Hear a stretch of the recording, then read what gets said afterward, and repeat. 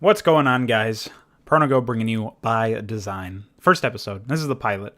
This is an audio-only, solo podcast style thing. This one's probably going to be pretty short, but in the future, I'm sure they'll be quite long and quite bullet-pointed. This one's a bit more free-form because I just wanted to throw this out here while the topic is still on people's minds, and after the dust has settled a little bit on the initial announcement. And so this is sort of like I guess you could say my own version of a hot take about Diablo Immortal. Obviously, the art here is still being, grandfathered in from the Big Boys Table podcast, so at some point I will get that swapped over. Just didn't feel like messing around with it in this case. But yeah, let's talk about Diablo Immortal. Let's actually skip over all of the opening stuff because you all know what happened, and if you somehow missed it or you need to refresh your memory, there's going to be a couple of links to related videos in the description that I feel do a pretty adequate job of summing everything up. So further context there, but really I wanted to talk about the more interesting aspects of this, which to me are the disconnect that corporations have with their consumers that actually give them money, the sort of mindset behind developers now, or I guess where they're being forced into. I'm not really sure if it's a sort of an opt-in kind of thing, or maybe it's just company policy at this point to design for your investors rather than your consumers, which does seem to be happening here. And I also wanted to touch on the social media stuff that happened after the announcement. And so basically what it comes down to is most of the interesting things, as with any sort of touchstone watershed moment in any video game or any industry at all, it's going to happen after the initial moment. And we can point to that one red shirt guy who asked about if it was an out of season April Fool's joke. We can point to that moment as being that watershed moment. Oh my God, so brave. Anyways, basically what I wanted to talk about, like I said, it comes after the announcement itself. And so the one thing that was very obvious from the beginning, from the moment the announcement happened and the Q&A afterwards went down, is that the presenters, the people who are presenting this mobile game to close out their panel of Diablo after everything else had been announced, this is the final thing on the list. This is what they were leaving people with at the end of the day, right? Was a mobile title. And the people who are presenting this were taken aback by the negative reaction. So they didn't anticipate this negative reaction, right? This is where I say that there's a massive disconnect, because you ask literally anybody on the street, what do you want for the next Diablo game? Nobody is going to say a Diablo phone game. Nobody who's, I mean, I don't want to say make a no true Scotsman fallacy or whatever, but I don't think that anybody genuinely would try and say, yes, I would really like to play Diablo on my phone. Diablo 3 is already a fucking phone game. Just look at the thing. It's a phone game. So we already have one of those. We don't need a second one. And we certainly don't need a second one that's not even developed by Blizzard. The people who are actually Blizzard fanboys, who actually enjoy Blizzard games in the modern era, and I guess you can call them people, they already are in a position where they've been dealt a pretty shitty hand by Blizzard at this point. But even if they still are blind to it in some way, or they just disagree with that premise, then they still want a game that's actually made by Blizzard. They don't want a game that's made by NetEase, a random Chinese company they've literally never heard of in their life. So it just seems very strange to me that a game that's developed by an Eastern developer for an Eastern market would be the last thing that Blizzard presents at their Diablo panel in their Western conference, their convention, that is literally hundreds of dollars for people to pay so that they can gain access to advertisements before anybody else. You're literally just watching commercials. That's what BlizzCon is. And you're watching commercials and you're paying to enter.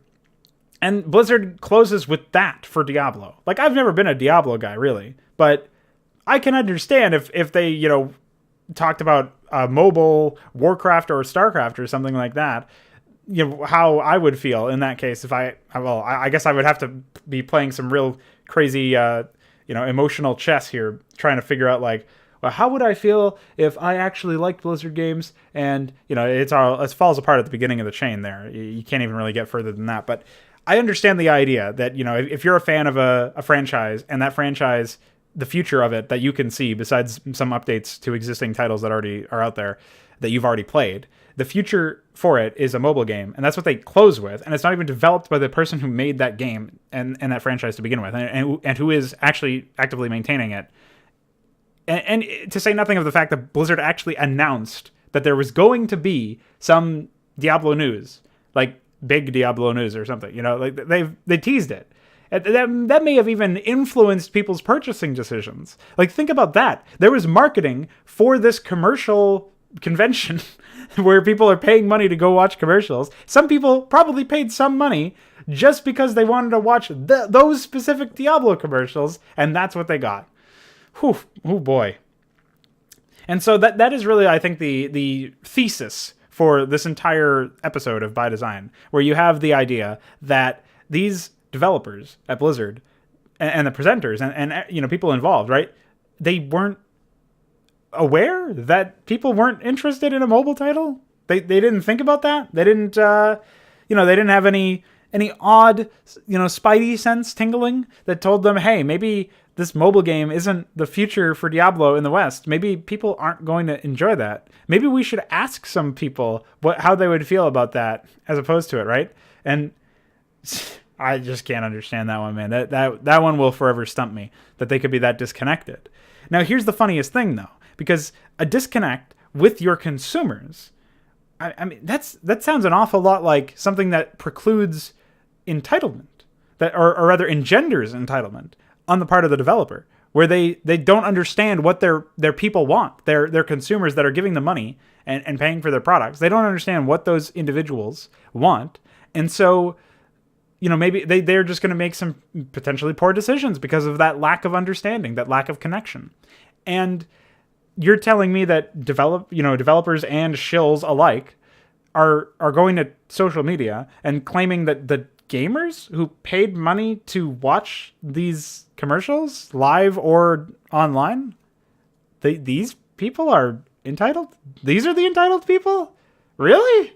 The people who are paying money, or at the very least prospectively going to pay money for future titles or something, right? Like maybe they've found out the news after the fact, right? I can understand that. Sure, some people, like myself, I didn't pay any money to go and experience BlizzCon. I just found out the news after everybody else found it out, right? With the massive shitstorm that occurred. And so those people are, they didn't invest anything in this, right? So maybe part of the hate train, the hate mob, the digital pitchforks that are heading Blizzard's way, maybe some of those people, are actually, they were freeloaders. They didn't actually spend any money to get disappointed. They were just disappointed because, I don't know, maybe it's because it's a phone game. Jesus Christ. So, I can understand that maybe some of them didn't actually pay a barrier of entry, but if there's an entry cost, right? You're paying to experience something, in this case, commercials at BlizzCon, and you are entitled to something that is enjoyable for you.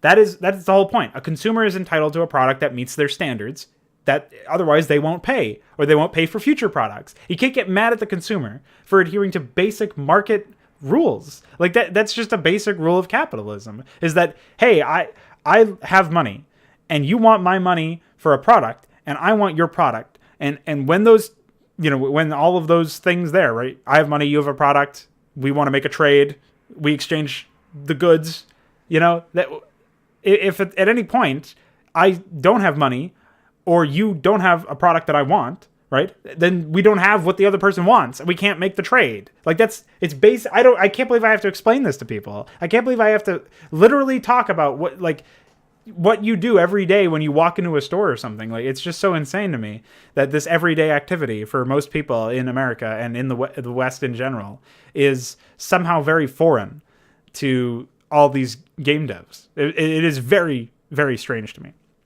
And so that is that's a big problem. We live in a society, let me tell you. So I just wanted to talk a little bit about the entitlement issue, because it actually seems inverted, right? Because the developers seem more entitled than the consumers by the way that some of them were reacting on social media. The journalists are obviously going to side with the developers because that's a very incestuous relationship they have.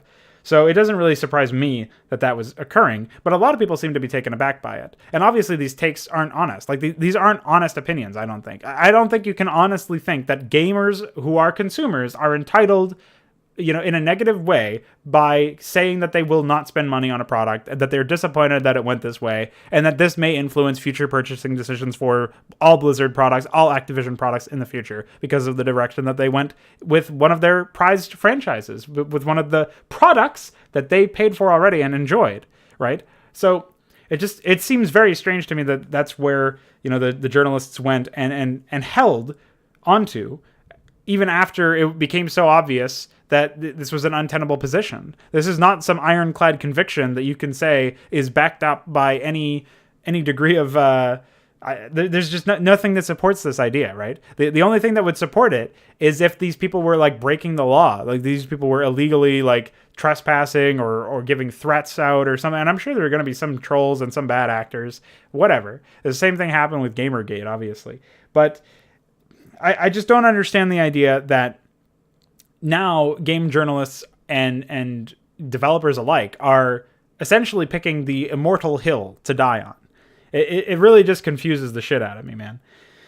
So that's like the long and short of the social media stuff. I do think that that's one of the more interesting things to happen, because it basically, like Diablo Immortal itself is like a firebrand for people to, they realized, oh shit, Blizzard is putting their eggs in the mobile basket, and that's not where we wanted Blizzard to go. We thought Blizzard was good. We're casuals. And of course they're not happy with that decision that Blizzard made. And then they voice their discontent, and then they're called entitled, and they're called all of these like mean names, and they're told that they're Trump supporters or something. And like, I don't know how the journalists made those connections, but they did. And importantly, they went through this phase of like, they basically told gamers that if you don't like Blizzard products anymore or whatever, if you're upset about Immortal, then you are tantamount to Trump or a Trump supporter. And like, obviously I'm using a broad generalization. There were some games journalists who reported on this. There's even just others that called gamers babies and kept, spamming the baby emoji at them or whatever. And, I think it's fine to say that you disagree with somebody's point. Like, I don't necessarily see the act of constantly saying that you dislike, Diablo Immortal or whatever. I don't necessarily see that as like this salient point, right? I don't think that it's going to enact much change.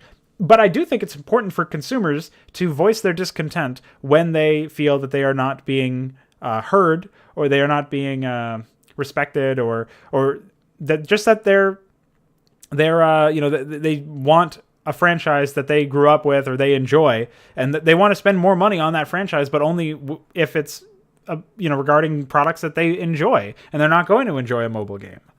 It's not for them, and you can't complain about them not liking something, that's down to personal taste, obviously. And so it just seems very strange that that's, again, the hill that they all died on. And make no mistake, they're dead. So we now enter into the last leg of the discussion, where I'm going to be touching on the financial numbers. And so you can do this yourself. You can pop into, I was actually doing this on stream earlier today. We can pop into, let's see, just DuckDuckGo in this case. I left Google. And we're going to pop in Blizzard stocks. And it'll redirect us to Activision Blizzard Inc. And so it's a couple cents lower per share than it was earlier today. Down to $50.94 a share. Now, I am not a stock guy, so I could be using the wrong terminology. Maybe $50.94 isn't even a fucking price. Who knows? But it seems like they've been down quite a bit. And I'm pretty sure this is every day. This percentage is every single day. Like it redoes itself every day. So 4.89% below. So that's almost 5% down from a day. That's crazy if that's the case. Maybe it's a week. I don't know. 5% drop in any amount of time in this case, especially obviously when it was up much higher when, before the Immortal announcement, before BlizzCon itself. That is definitely something to bat an eyelash at, right? That's something to be a little bit concerned about if you are the higher-ups. And it does seem that there has been action taken by Activision. And that they have, it seems to me when you have these big execs at Blizzard like Metzen and who's that other guy? There, I don't even remember the guy's name, but the CEO ended up leaving at some point. I don't think Blizzard actually has a CEO anymore. I think they just have a president or something. It was Mike Morhaime, maybe? Somebody left the company recently, and you'd think that they would have actually shown up at BlizzCon, actually. They've been a part of the company forever, and maybe they would have had some sort of farewell ceremony or something, but they were just ousted out the door real quick. Didn't get any time to say goodbye or anything. So apparently there was some rumors circulating that if I can find the article that I was reading, I'll link it in the description as well. There's some rumors circulating that basically the reason why Mike Morhaime was ousted was actually, I think he stepped down, but nobody steps down from a CEO position in that kind of context. And I don't think that Metzen stepped down either. I think there's some, shit where they realized that they were overpaying these people for stuff that they didn't need people to do. And they just said, fuck off. And, it's like in the triple digit millions, right? Like $100 million or something for their salary, like, at least for the CEO in this case. And so when Morhaime was ousted, he was in the middle of trying to, pressure Activision to not do what they were trying to do with something related to Christmas bonuses. And I think it's because, as far as I understand it from one of the Diablo guys who no longer works at the company, I'll try to find his tweets because this is journalism now. And let me see if I can find him. Mark Kern, that's his name. Let's see where he's just sharing porn now. Oh boy. Wow, he tweets a lot. So essentially, one of the things that I thought was interesting about what he was saying was, yes, here we go. So Mike stepped down before BlizzCon. This is a quote from him. This is Mark Kern at Grums on Twitter. Again, I'll link his Twitter here. Mike stepped down before BlizzCon. Don't you think a parting CEO and founder of Blizzard would want to say goodbye on stage? Would it not be sort of a public farewell party when BlizzCon was a month or so away? Here's my litmus test for is the sky falling at Blizzard? If it is true that they canceled the profit-sharing program, unquote, I'm going to take a step back. The profit-sharing program is basically like royalty. And because Blizzard employees apparently get paid less than other employees, like for their general salary, that was originally supposed to be rolled into a Christmas bonus, and then I guess the Christmas bonus was rolled into their regular salary to inflate it back up to like a standard, like industry standard for what they were, but they no longer got their Christmas bonus, and people were reporting that the Christmas bonus was out, but their salaries weren't being, compensated for that, which apparently is incorrect, and their salaries are being, fed the same amount of money that they were getting in their Christmas bonus, is what this guy is saying. And so, let's see. The royalty program is different and apparently being dissolved or has already been dissolved. And it's basically, it's part of the way that these developers get money working at Blizzard. So we're going to go back to his tweet now and requote, if it is true that they canceled the profit sharing program, that Blizzard as it was is toast and Activision really has taken over. Now let's find out. And I don't think he's found out yet. He hasn't replied to this particular thread yet. Let me just make sure. Yeah, okay. He has not said anything yet. So we're still developing that, right? News is still developing, right? And the stocks are still falling. And so we're still not 100% sure where this is leading. But if you want actual change in the industry, if you want Blizzard to change, and as a consumer, if you want them, to produce products that you want to enjoy or that you will enjoy, that you want to pay for, right? Then unfortunately you can't do it by voting with your wallet like everybody tells you to, because there's not enough people doing that. So I understand voicing your displeasure at the circumstance. I understand saying that you're not going to be playing Blizzard games anymore. In fact, I would encourage that because, refusing to opt into their microtransactions and their future releases will actually lead to a change eventually. But it has to take so long for that to happen. And so what we're seeing here is that Activision seems to be in a position, at the very least, if not actually in the middle of doing this, to take over Blizzard and be, make it more or less a more unified sort of corporate structure, where they're kicking out some of the head execs like Morhaime and Metzen, and they're the founding members or whatever, and they're getting rid of some of these people, and they are that's what I was talking about with Morhaime earlier when I said that he was kicked out for a reason. It was because he was trying to contest, as far as the rumors are saying, the that royalty program being dissolved. And so if that royalty program it did go and Mike Morhaime went, then that's two of the big things that could have potentially shifted Blizzard back towards where it was in the 1990s. Not that I think that that's going to happen anyways. I think the market is too different, and I think Blizzard themselves have lost most of the people that were actually skilled at what they were doing since 2001, probably 2002 maybe. But generally speaking, we're in a position now where if we want something to change as consumers, not only do we have to vote with our wallets, but we do have to voice our displeasure and make videos like these and make shitstorms on social media if it draws attention to the fact that Blizzard are not serving their consumers the way that their consumers want to be served. And that is what it comes down to. You can say that maybe you don't want to serve those consumers, but then you're opting out of our money. And eventually you'll be out of a job if you keep doing that to enough people. And so if we are a minority in the sense that we care about quality too much to engage in Blizzard products anymore, which we may very well be, then maybe Blizzard can still be solvent without us. And that is a reality that we have to accept because we are also engaging in market forces and in capitalism. So, this is just how it goes. But at this point, I think that vilifying gamers because they are consumers and because they are not happy with a product that they paid for or that they would want to pay for if it were a better product, that's the wrong approach. And that's where there are some reasonable people who are otherwise reasonable at the very least, who are siding with the journalists or the YouTube skeptics or whatever who are saying crazy shit like gamers are being entitled, which is just not true. It is true in the sense that all consumers are entitled to products, like I've been talking about, but it's not true in the sense that it doesn't make any sense to bother with that. And so that's sort of the position that I've been holding, the position I've found to be the most sensible. I'm more than willing to be convinced otherwise if there's a good enough argument. So feel free to comment in the comment section below and tell me where I went wrong. But generally speaking, the future for Blizzard is not looking positive. This has had way more of an effect on Blizzard than I thought. I thought they were just going to bounce back after a month or something, but it seems like that's going to be a little bit harder now since it's only been a week or so since the announcement, and they're down to $50 shares, and employees have already been fired before BlizzCon, obviously, but it seems like their internal structure is being compromised at this point. So we'll keep an eye out for what's going on. We'll keep an eye out and see what we can find out in the future. Maybe it'll be the subject of a future by design. Hope you enjoyed the video. I will see you guys on the next stream or whatever that you happen to catch me on. Mwah.